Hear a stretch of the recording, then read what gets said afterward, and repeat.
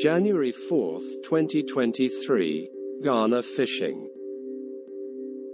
Abuse, corruption and death on Chinese vessels.